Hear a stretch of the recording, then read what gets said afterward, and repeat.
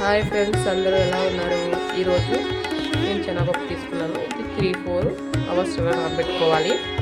ఈ శనగపప్పుని మనం మసాలా వడ చేసుకుందాము. చాలా టేస్టీగా ఉంటాయి. ఈవినింగ్ స్నాక్స్ పిల్లలకి, పెద్దవాళ్ళకి అందరికీ నచ్చుతుంది. బాగా క్రంచీగా వస్తాయి.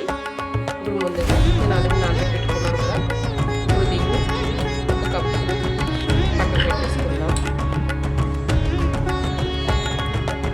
పక్కన పెట్టేసుకుంటే ఉన్నది మెత్త పేస్ట్లా కాదు, కొంచెం బరక్గా పేస్ట్ కచ్చాపచ్చాగా చేసుకోవాలి. చూసాక కొంచెం బరక్గా ఉంటుంది.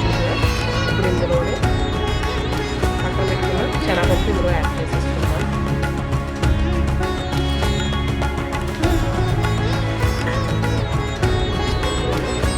పచ్చిమిర్చి,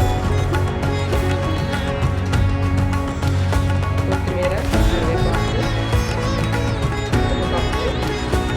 ఎక్కువ ఆయిల్ చేసుకోండి, చాలా బాగుంటాయి. ఇప్పుడు ఇందులోనే అల్లం వెల్లుల్లి పేస్ట్ వేస్తున్నాను. మీకు కావాలంటే అల్లం ముక్కలు, వెల్లుల్లి ముక్కలు కూడా యాడ్ చేసుకోవచ్చు. ఇప్పుడు ఇందులోనే మనం రుచి సరిపడంత సాల్ట్ యాడ్ చేసుకోవాలి. ఇప్పుడు ఇందులోనే జీలకర్ర పౌడర్ యాడ్ చేసుకున్నాను. జీలకర్ర కూడా యాడ్ చేసుకోవచ్చు. ఇప్పుడు ఇందులో గరం మసాలా యాడ్ చేస్తున్నాను. 1/2 స్పూన్ గరం మసాలా యాడ్ చేసుకున్నాను.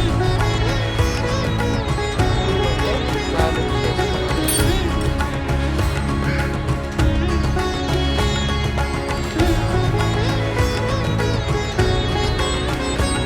ఇప్పుడు ఒక కడాయి పెట్టుకొని డీప్ ఫ్రైకి ఆయిల్ పెట్టుకున్నాను. ఇది హీట్ అవ్వాలి. కొంచెం డీప్ ఫ్రై